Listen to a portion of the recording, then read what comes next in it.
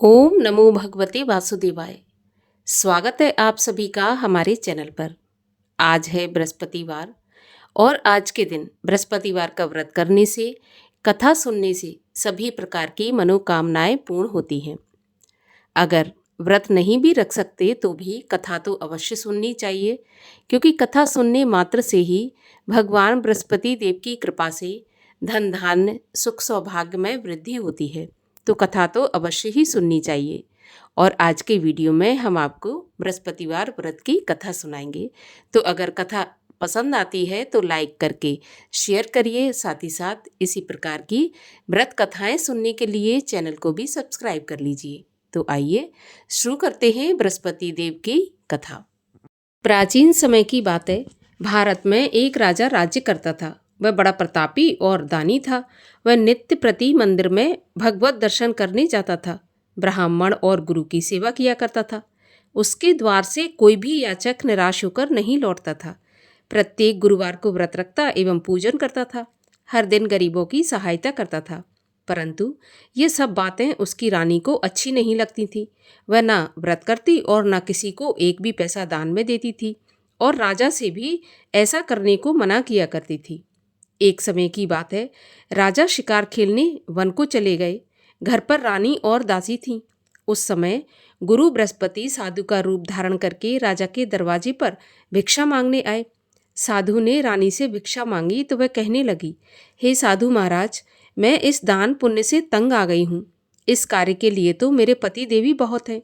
अब आप ऐसी कृपा करें कि सारा धन नष्ट हो जाए और मैं आराम से रह सकूं। साधु रूपी बृहस्पति देव ने कहा, देवी, तुम तो बड़ी विचित्र हो। संतान और धन से कोई दुखी नहीं होता, इसको सभी चाहते हैं। पापी भी पुत्र और धन की इच्छा करता है। अगर तुम्हारे पास धन अधिक है तो भूखे मनुष्यों को भोजन कराओ, प्याऊ लगवाओ, ब्राह्मणों को दान दो, धर्मशालाएं बनवाओ, कुआं, तालाब, बावड़ी, बाग, बगीचों आदि का निर्माण करवाओ, निर्धनों की कुंवारी कन्याओं का विवाह कराओ, साथ ही यज्ञ आदि करो। इस प्रकार के कर्मों से आपके कुल का और आपका नाम परलोक में सार्थक होगा एवं स्वर्ग की प्राप्ति होगी। परंतु रानी साधु की इन बातों से खुश नहीं हुई। उसने कहा, हे साधु महाराज, मुझे ऐसे धन की आवश्यकता नहीं जिसको मैं अन्य लोगों को दान दूं और जिसको रखने और संभालने में ही मेरा सारा समय नष्ट हो जाए। साधु ने कहा, देवी, यदि तुम्हारी ऐसी इच्छा है तो जैसा मैं तुम्हें बताता हूँ तुम वैसा ही करना। बृहस्पतिवार के दिन घर को गोबर से लीपना, अपने केशों को पीली मिट्टी से धोना, केशों को धोते समय स्नान करना, राजा से कहना वह हजामत करवाए, भोजन में मांस मदिरा खाना, कपड़ा धोबी के यहाँ धुलने डालना। इस प्रकार 7 बृहस्पतिवार करने से तुम्हारा सारा धन नष्ट हो जाएगा। ऐसा कहकर साधु महाराज रूपी बृहस्पति देव अंतर्ध्यान हो गए। रानी ने साधु के कहने के अनुसार 7 बृहस्पतिवार वैसा ही करने का विचार किया। साधु के बताए अनुसार करते हुए केवल 3 बृहस्पतिवार ही बीते थे कि उसकी समस्त धन संपत्ति नष्ट हो गई। भोजन के लिए दोनों समय परिवार तरसने लगा, सांसारिक भोगों से दुखी रहने लगा। तब वह राजा रानी से कहने लगा कि हे रानी, तुम यहाँ पर रहो, मैं दूसरे देश में जाता हूँ, क्योंकि यहाँ पर मुझे सभी मनुष्य जानते हैं, इसलिए मैं यहाँ पर कोई कार्य भी नहीं कर सकता। ऐसा कहकर राजा परदेश चला गया। वहाँ जंगल से लकड़ी काट कर लाता और शहर में बेचता। इस तरह जीवन व्यतीत करने लगा। इधर राजा के बिना रानी और दासियां दुखी रहने लगीं। किसी दिन भोजन मिलता और किसी दिन जल पीकर ही रह जाती। एक समय रानी और दासियों को 7 दिन बिना भोजन के व्यतीत हो गए तो रानी ने अपनी दासी से कहा, दासी, यहाँ पास के नगर में मेरी बहन रहती है, वह बहुत धनवान है। तू उसके पास जा और वहाँ से 5 सेर बेझर मांग कर ले आ, जिससे कुछ समय के लिए गुजर हो जाएगी। दासी रानी की बहन के पास गई। रानी की बहन उस समय पूजा कर रही थी। बृहस्पतिवार का दिन था। दासी ने रानी की बहन से कहा, रानी जी, मुझे आपकी बहन ने भेजा है, मुझे 5 सेर बेजर दे दो। दासी ने ये बात अनेक बार कही, परंतु रानी की बहन ने कोई उत्तर नहीं दिया, क्योंकि वह उस समय बृहस्पतिवार की कथा सुन रही थी। जब दासी को रानी की बहन से कोई उत्तर नहीं मिला तो वह बहुत दुखी हुई और उसे क्रोध भी आया। वह लौटकर रानी से बोली, रानी, आपकी बहन तो बहुत ही धनी स्त्री है, छोटे लोगों से तो बात भी नहीं करती। मैंने उससे कहा तो उसने मुझे कोई उत्तर नहीं दिया। मैं वापस चली आई। रानी बोली, दासी, इसमें उसका कोई दोष नहीं है। जब बुरे दिन आते हैं तब कोई सहारा नहीं देता। अच्छे बुरे का पता विपत्ति में ही लगता है। अब तो जो ईश्वर की इच्छा होगी वही होगा। ये सब तो हमारे भाग्य का दोष है। उधर रानी की बहन ने सोचा कि मेरी बहन की दासी आई थी, परंतु मैं उससे नहीं बोली, इससे वह बहुत दुखी हुई होगी। कथा सुनकर विष्णु भगवान का पूजन समाप्त करके वह अपनी बहन के घर आई और कहने लगी, बहन, मैं बृहस्पतिवार का व्रत कर रही थी, तुम्हारी दासी गई, परंतु जब तक कथा होती है तब तक ना उठते हैं और ना बोलते हैं, इसलिए मैं नहीं बोली। कहो दासी, क्यों गई थी? तो रानी बोली, बहन, हमारे घर पर अनाज नहीं था। वैसे तुमसे कोई बात छुपी नहीं है, इस कारण मैंने दासी को तुम्हारे पास 5 सेर बेजल लेने के लिए भेजा था। रानी की बहन बोली, बहन देखो, बृहस्पति भगवान सबकी मनोकामना पूरी करते हैं। देखो, शायद तुम्हारे घर में अनाज रखा हो। ऐसा सुनकर दासी घर के अंदर गई तो वहाँ पर उसे एक घड़ा बेझर का भरा मिल गया। तो उसे बड़ी हैरानी हुई, क्योंकि उसने एक एक बर्तन देख लिया था। उसने बाहर आकर रानी को बताया। दासी अपनी रानी से कहने लगी, रानी देखो, वैसे जब हमको अन्न नहीं मिलता तो हम रोज ही व्रत करते हैं। अगर इनसे व्रत की विधि और कथा पूछ ली जाए तो उसे हम भी किया करेंगे। दासी के कहने पर रानी ने अपनी बहन से बृहस्पतिवार व्रत के बारे में पूछा तो उसकी बहन ने बताया, बृहस्पतिवार के व्रत में चने की दाल और मुनक्का से विष्णु भगवान का केले की जड़ में पूजन करें और दीपक जलाएं, पीला भोजन करें तथा कथा सुनें। इस प्रकार करने से गुरु भगवान प्रसन्न होते हैं, अन्न, पुत्र, धन देते हैं और सभी मनोकामना पूर्ण करते हैं। व्रत और पूजन की विधि बताकर रानी की बहन अपने घर लौट आई। रानी और दासी दोनों ने निश्चय किया कि बृहस्पति देव भगवान का पूजन अवश्य करेंगे। 7 रोज के बाद जब बृहस्पतिवार आया तो उन्होंने व्रत रखा। घुड़साल में जाकर चना और गुड़ बीन लाई तथा उसकी दाल से केले की जड़ तथा विष्णु भगवान का पूजन किया। अब पीला भोजन कहाँ से आए? दोनों बड़ी दुखी हुई, परंतु उन्होंने व्रत किया था, इस कारण बृहस्पति भगवान प्रसन्न थे। एक साधारण व्यक्ति के रूप में वे 2 थालों में सुंदर पीला भोजन लेकर आए और दासी को देकर बोले, दासी, यह भोजन तुम्हारे और रानी के लिए है, तुम दोनों भोजन करना। दासी भोजन पाकर बड़ी प्रसन्न हुई और रानी से बोली, रानी जी, भोजन कर लो। रानी को भोजन आने के बारे में कुछ पता नहीं था, इसलिए वह दासी से बोली, जा तू ही भोजन कर, क्योंकि तू हमारी व्यर्थ में हंसी उड़ाती है। तो दासी बोली, एक व्यक्ति भोजन दे गया है। रानी कहने लगी, वह भोजन तेरे लिए दे गया है तो तू ही भोजन कर। दासी ने कहा, वह व्यक्ति हम दोनों के लिए 2 थालों में भोजन देकर गया है, इसलिए मैं और आप दोनों ही साथ साथ भोजन करेंगी। दोनों ने गुरु भगवान को नमस्कार करके भोजन प्रारंभ किया। उसके बाद वे प्रत्येक बृहस्पतिवार को गुरु भगवान का व्रत और पूजन करने लगी। बृहस्पति भगवान की कृपा से उनके पास धन हो गया, परंतु रानी फिर पहले की तरह से आलस करने लगी। तब दासी बोली, देखो रानी, तुम पहले भी इस प्रकार आलस करती थी, तुम्हें धन के रखने में कष्ट होता था, इस कारण सभी धन नष्ट हो गया। अब गुरु भगवान की कृपा से धन मिला है तो फिर तुम्हें आलस होता है। बड़ी मुसीबतों के बाद हमने ये धन पाया है, इसलिए हमें दान पुण्य करना चाहिए। भूखे मनुष्यों को भोजन कराओ, प्याऊ लगवाओ, ब्राह्मणों को दान दो, कुआं, तालाब, बावड़ी आदि का निर्माण करवाओ, मंदिर, पाठशाला बनवाकर दान दो, कुंवारी कन्याओं का विवाह करवाओ। धन को शुभ कार्यों में खर्च करो, जिससे तुम्हारे कुल का यश बढ़े और स्वर्ग प्राप्त हो तथा पितृ प्रसन्न हो। दासी की बात मानकर रानी इसी प्रकार के कर्म करने प्रारंभ कर दिए। उसका काफी यश फैलने लगा। एक दिन रानी और दासी आपस में विचार करने लगीं कि ना जाने राजा किस दशा में होंगे, उनकी कोई खोज खबर नहीं है। गुरु भगवान से उन्होंने प्रार्थना की और भगवान ने रात्रि में राजा को सपने में कहा कि हे राजा, उठ, तेरी रानी तुझको याद करती है, अब अपने देश को लौट जा। राजा प्रातःकाल उठा। वह विचार करने लगा कि स्त्री जाति खाने और पहनने की ही साथी होती है, पर भगवान की आज्ञा मानकर वह अपने नगर को चलने के लिए तैयार हुआ। जब राजा परदेश गया तो परदेश में बहुत दुखी रहने लगा था। प्रतिदिन जंगल से लकड़ी बीन कर लाता और उसे शहर में बेचकर अपने दुखी जीवन को बड़ी कठिनता से व्यतीत करता था। एक दिन राजा दुखी हो अपनी पुरानी बातों को याद करके रोने लगा। उस जंगल में बृहस्पति देव एक साधु का रूप धारण करके आए और राजा के पास आकर बोले, लकड़हारे, तुम इस सुनसान जंगल में किस चिंता में बैठे हो, मुझे बताओ। ये सुनकर राजा के नेत्रों में जल भर आया और साधु की वंदना करके बोला, प्रभु, आप सब कुछ जानने वाले हैं। इतना कहकर राजा ने साधु को अपनी संपूर्ण कहानी सुना दी। महात्मा तो दयालु होते हैं। वे राजा से बोले, राजा, तुम्हारी पत्नी ने बृहस्पति देव के प्रति अपराध किया था, जिसके कारण तुम्हारी ये दशा हुई। अब तुम किसी प्रकार की चिंता मत करो, भगवान तुम्हें पहले से अधिक धन देंगे। देखो, तुम्हारी पत्नी ने बृहस्पतिवार का व्रत प्रारंभ कर दिया है। अब तुम भी बृहस्पतिवार का व्रत करके चने की दाल और गुड़ जल के लोटे में डालकर केले का पूजन करो।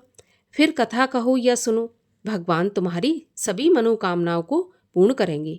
साधु को प्रसन्न देखकर राजा बोला, प्रभु, मुझे लकड़ी बेचकर इतना पैसा नहीं बचता जिससे भोजन करने के उपरांत कुछ बचा सकूं।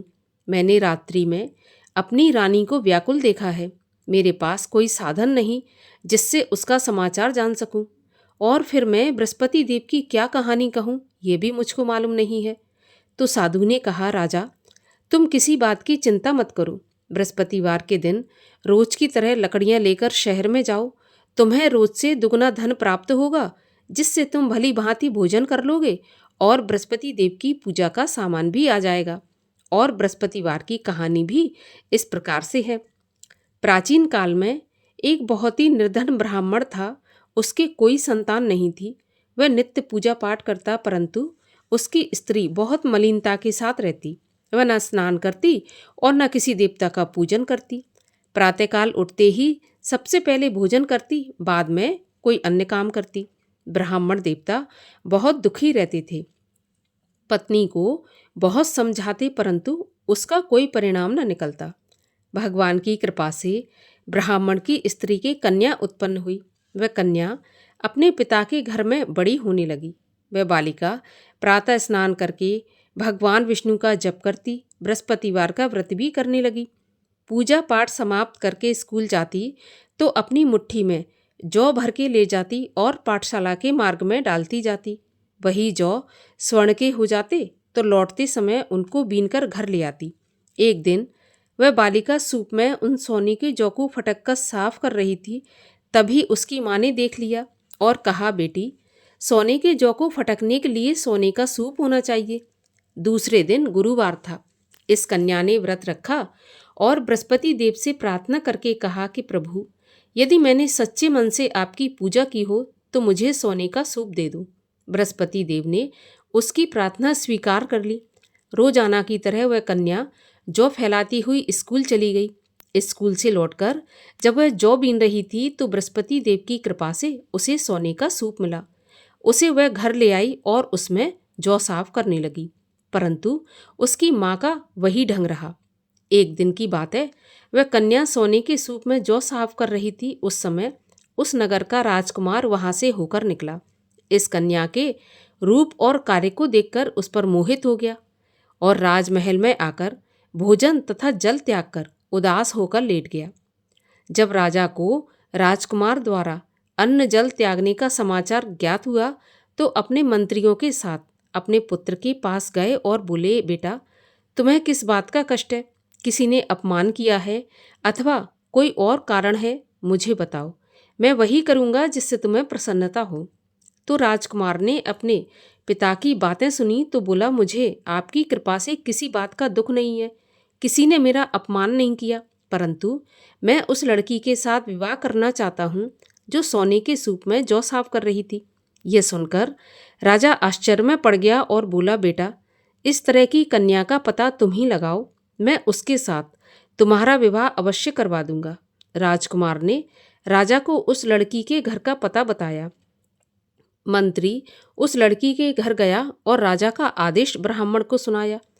कुछ ही दिन के बाद ब्राह्मण की कन्या का विवाह राजकुमार के साथ संपन्न हो गया। कन्या के घर से जाते ही उस ब्राह्मण देवता के घर में पहले की भांति गरीबी का निवास हो गया। अब भोजन के लिए भी अन्न बड़ी मुश्किल से मिलता था। एक दिन दुखी होकर ब्राह्मण देवता अपनी पुत्री से मिलने गए। बेटी ने पिता की दुखी अवस्था को देखा और अपनी माँ का समाचार पूछा तो ब्राह्मण ने सारा हाल कह दिया।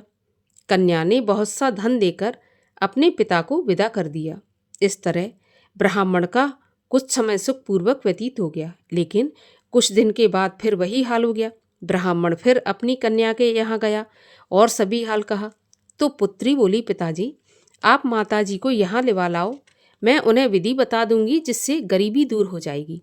ब्राह्मण देवता अपनी स्त्री को साथ लेकर राजमहल अपनी पुत्री के पास पहुँचे तो पुत्री अपनी माँ को समझाने लगी, माँ तुम प्रातःकाल उठकर प्रथम स्नान आदि करके विष्णु भगवान का पूजन करो तो सब दरिद्रता दूर हो जाएगी। परंतु उसकी माँ ने उसकी एक भी बात नहीं मानी। वह प्रातःकाल उठकर अपनी पुत्री का बचा जूठन खा लेती थी। एक दिन उसकी पुत्री को बहुत गुस्सा आया। उसने एक रात को कोठरी से सारा सामान निकाल दिया और अपनी माँ को उसमें बंद कर दिया। प्रातःकाल उसमें से उसे निकाला और स्नान आदि करा के पूजा पाठ करवाया तो उसकी माँ की बुद्धि ठीक हो गई। इसके बाद वह नियम से पूजा पाठ करती और प्रत्येक बृहस्पतिवार को व्रत भी रखने लगी। इस व्रत के प्रभाव से उसकी माँ भी बहुत धनवान तथा पुत्रवती हो गई और बृहस्पति देवता के प्रभाव से स्वर्ग को गई। वह ब्राह्मण भी सुखपूर्वक इस लोक का सुख भोग कर स्वर्ग को प्राप्त हुआ। इस तरह कहानी कहकर साधु देवता वहाँ से अंतर्ध्यान हो गए। धीरे धीरे समय व्यतीत होने पर फिर बृहस्पतिवार का दिन आया। राजा जंगल से लकड़ी काटकर किसी शहर में बेचने गया तो उसे उस दिन और दिनों से अधिक पैसा मिला। राजा ने चना गुड़ आदि लाकर बृहस्पतिवार का व्रत किया। उस दिन से उसके सभी क्लेश दूर हुए। परंतु जब अगला गुरुवार आया तो वह बृहस्पतिवार का व्रत करना भूल गया। इस कारण बृहस्पति भगवान नाराज हो गए। उस दिन उस नगर के राजा ने विशाल यज्ञ का आयोजन किया तथा अपने समस्त राज्य में घोषणा करवा दी कि कोई भी मनुष्य अपने घर में भोजन न बनाए, आग भी न जलाए। समस्त जनता मेरे यहाँ भोजन करने आए और इस आज्ञा को जो नहीं मानेगा उसको फांसी की सजा दी जाएगी। राजा की आज्ञा के अनुसार राज्य के सभी वासी राजा के भोज में सम्मिलित हुए, लेकिन लकड़हारा कुछ देर से पहुंचा, इसलिए राजा उसको अपने साथ महल में ले गए। जब राजा लकड़हारे को भोजन करा रहे थे तो रानी की दृष्टि उस खूंटी पर पड़ी जिस पर उसका हार लटका हुआ था।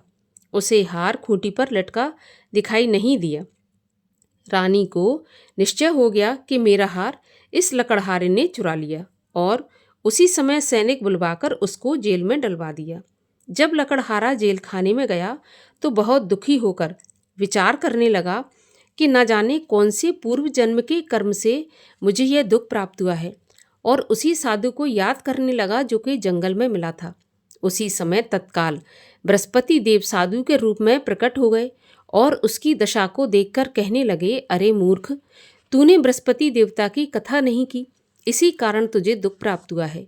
अब चिंता मत कर, बृहस्पतिवार के दिन जेल खाने के दरवाजे पर 4 पैसे पड़े मिलेंगे, उनसे तू बृहस्पति देव की पूजा करना तो तेरे सभी कष्ट दूर हो जाएंगे।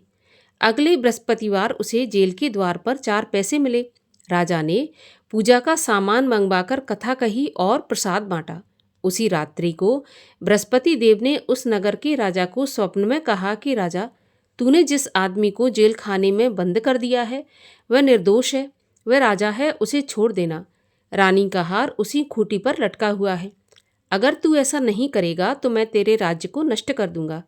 राजा प्रातःकाल उठा और खूंटी पर हार टंगा देखकर लकड़हारे को बुलाकर क्षमा मांगी और राजा के योग्य सुंदर वस्त्र आभूषण भेंट करके उसे विदा किया। गुरुदेव की आज्ञा के अनुसार राजा अपने नगर को चल दिया। राजा जब नगर के निकट पहुंचा तो उसे बड़ा आश्चर्य हुआ। नगर में पहले से अधिक बाग, तालाब, कुएं तथा बहुत सी धर्मशालाएं, मंदिर आदि बने हुए थे। राजा ने पूछा ये किसका बाग और धर्मशाला है? तब नगर के सब लोग कहने लगे कि ये सब रानी और दासी ने बनवाए हैं।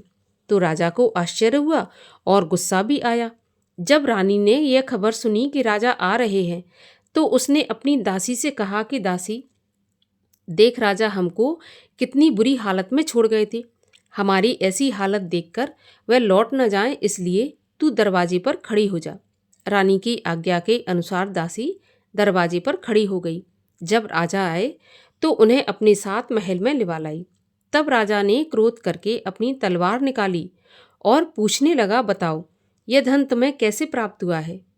तब रानी ने बताया, हमें यह सब धन बृहस्पति देव के व्रत के प्रभाव से प्राप्त हुआ है। राजा ने निश्चय किया, 7 रोज बाद तो सभी बृहस्पति देव का पूजन करते हैं, परंतु मैं रोजाना दिन में 3 बार कथा कहा करूँगा और रोज व्रत किया करूँगा। अब हर समय राजा के दुपट्टे में चने की दाल बंधी रहती और दिन में 3 बार कथा कहता। एक दिन राजा ने विचार किया कि चलो अपनी बहन के यहाँ हो आऊँ। इस तरह निश्चय कर राजा घोड़े पर सवार हो अपनी बहन के यहाँ चल दिया। मार्ग में उसने देखा कि कुछ आदमी एक मुर्दे को लिए जा रहे हैं। उन्हें रोककर राजा कहने लगा, अरे भाइयों, मेरी बृहस्पतिवार की कथा सुन लो। तो वे बोले, लो, हमारा तो आदमी मर गया, इसको अपनी कथा की पड़ी है। परंतु कुछ आदमी बोले कि अच्छा कहो, हम तुम्हारी कथा भी सुनेंगे। राजा ने दाल निकाली और कथा कहनी शुरू कर दी। जब कथा आदि हुई थी तो मुर्दा हिलने लगा, और जब कथा समाप्त हुई तो राम राम करके वह मुर्दा उठकर खड़ा हो गया। राजा आगे बढ़ा, उसे चलते चलते शाम हो गई। आगे मार्ग में उसे एक किसान खेत में हल चलाता मिला। राजा उससे बोला, अरे भैया, तुम मेरी बृहस्पतिवार की कथा सुन लो। तो किसान बोला, जब तक मैं तेरी कथा सुनूंगा तब तक 4 हरैया जोत लूंगा। जा अपनी कथा किसी और को सुनाना। राजा आगे चलने लगा। राजा के हटते ही बैल पछाड़ खाकर गिर गए और किसान के पेट में बहुत जोर से दर्द होने लगा। उसी समय किसान की पत्नी रोटी लेकर आई। उसने जब यह देखा तो अपने पुत्र से सब हाल पूछा और बेटे ने सभी हाल बता दिया। तो बुढ़िया दौड़ी दौड़ी उस घुड़सवार के पास गई और उससे बोली, मैं तेरी कथा सुनूंगी, तू अपनी कथा मेरे खेत पर चलकर ही कहना। राजा ने लौटकर बुढ़िया के खेत पर जाकर कथा कही, जिसके सुनते ही बैल उठकर खड़े हो गए तथा किसान के पेट का दर्द भी बंद हो गया। राजा अपनी बहन के घर पहुंच गया। बहन ने भाई की खूब मेहमानी की। दूसरे रोज प्रातःकाल राजा जगा तो वह देखने लगा कि सब लोग भोजन कर रहे हैं। राजा ने अपनी बहन से पूछा, ऐसा कोई मनुष्य है जिसने भोजन नहीं किया हो, जो मेरी बृहस्पतिवार की कथा सुन ले? तो बहन बोली, भैया, यह देश ऐसा ही है। पहले यहाँ के लोग भोजन करते हैं, बाद में अन्य काम करते हैं। अगर पड़ोस में कोई हो तो मैं देख कर आती हूँ। ऐसा कहकर बहन देखने चली गई, परंतु उसे कोई ऐसा व्यक्ति नहीं मिला जिसने भोजन नहीं किया हो। अतः वह एक कुम्हार के घर गई जिसका लड़का बीमार था।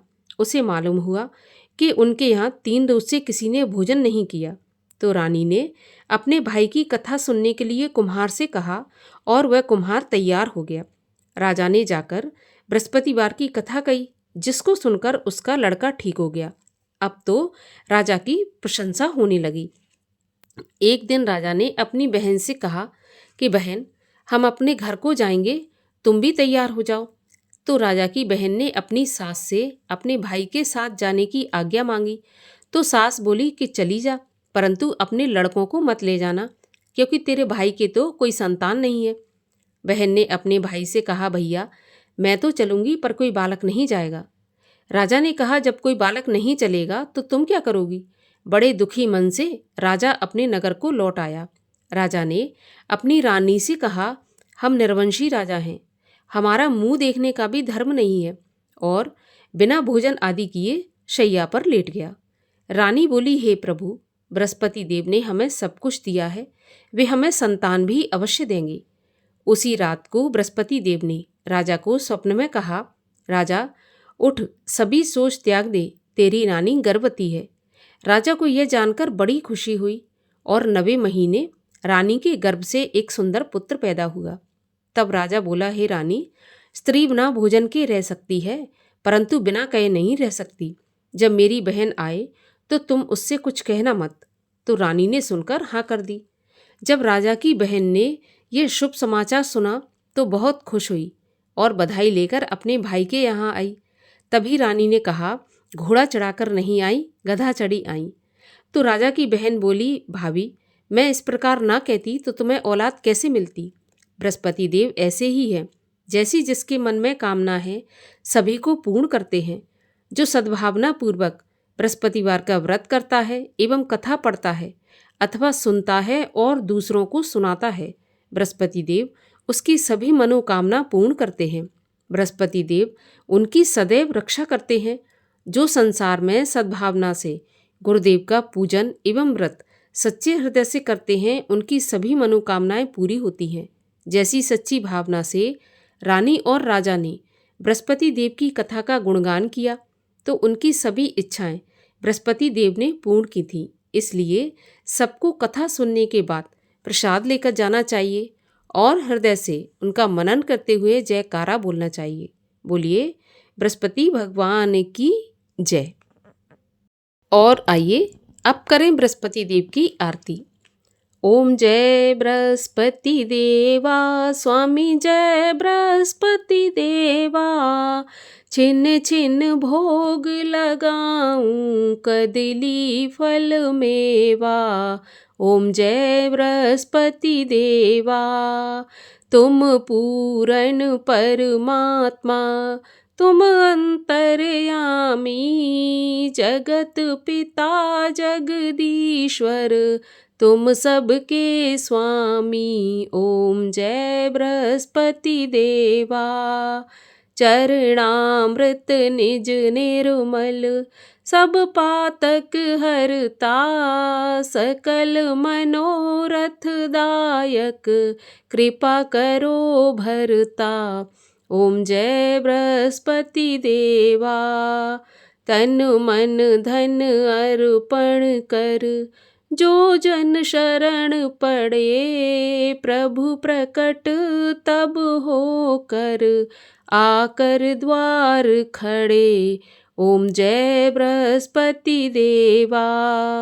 दीन दयाल दयानिधि, भक्तन हितकारी, पाप दोष सब हरता, भव बंधन हारी। ओम जय बृहस्पति देवा। सकल मनोरथ दायक, सब संशय हारो, विषय विकार मिटाओ, संतन सुखकारी। ओम जय बृहस्पति देवा। जो कोई आरती प्रभु की, प्रेम सहित गावे, जेठानंद आनंद कर, सो निश्चय पावे। ओम जय बृहस्पति देवा। बोलिए विष्णु भगवान की जय, बृहस्पति देव भगवान की जय।